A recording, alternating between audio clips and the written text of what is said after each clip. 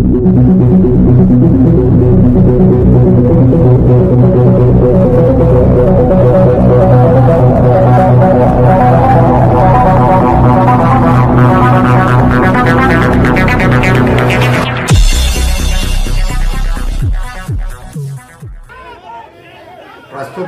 ఆంధ్రప్రదేశ్ రాష్ట్రంలో విలేకరులపై దాడులు రోజు రోజుకు భయానకంగా మారుతున్నటువంటి పరిస్థితి. ఈ క్రమంలోనే సాక్షాత్తు రాష్ట్ర ముఖ్యమంత్రి జగన్మోహన్ రెడ్డి గారు అనంతపురం జిల్లా రాప్తాడు బహిరంగ సభలోనే ఏబిఎన్ ఫోటోగ్రాఫర్ని కొట్టడం, అది మరిచిపోకముందే కర్నూలులో వైసీపీపై కథనాలు వచ్చినాయని చెప్పేసి పాణ్యం ఎమ్మెల్యే అనుచరులు బహిరంగంగానే ఒక ఈ వైసీపీ జెండాలు పట్టుకొని పోయి ఈనాడు ఆఫీసుపై దాడి చేయడం అనేటటువంటిది అత్యంత బాధాకరం, దారుణం. తర్వాత ఏమైనా చర్యగా మా రాష్ట్ర డీజేయు తరఫున తీవ్రంగా ఖండిస్తున్నాం. మనము అత్యాధునిక సమాజంలో బతుకుతూ ఉన్నాం, ఆధునిక సమాజంలో బతుకుతూ ఉన్నాం, ఆధునిక సమాజంలో బతుకుతలేం.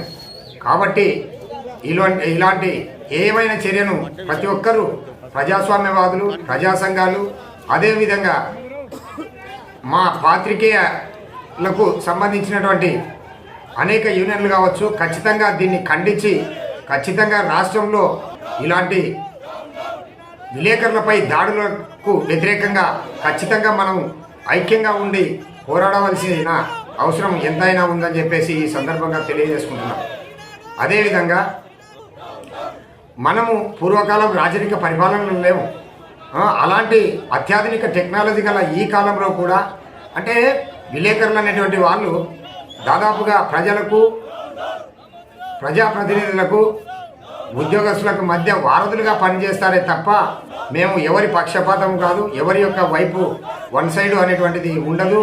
ఖచ్చితంగా మేము సమాజంలో జరిగేటటువంటి లోటుపాట్లను అంటే తన ఉద్యోగరీత్యా ఖచ్చితంగా సమాజానికి చూపించాలి అనేటువంటి ఉద్దేశంతో విలేకరులు ఈరోజు పోరాడుతూ ఉన్నారు. అదేవిధంగా విలేకరులు లేకుంటే ఎవరి చరిత్ర కూడా బయట ప్రపంచానికి తెలియదు. ఇలాంటి క్రమంలో పాణ్యం ఎమ్మెల్యేకి సంబంధించినటువంటి అనుచరులు డైరెక్టుగా ఈనాడు ఆఫీసుపై దాడి చేయడం అనేది అత్యంత దుర్మార్గమైనటువంటిది.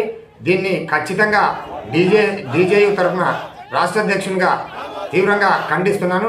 అదేవిధంగా దీన్ని ఆందోళన ద్వారా ఖచ్చితంగా ఇలాంటి దాడులు జరగకుండా ఎదుర్కొంటామని చెప్పేసి అందరికీ కూడా డీజేయు తరఫున పిలుపునిస్తూ ఉన్నాం.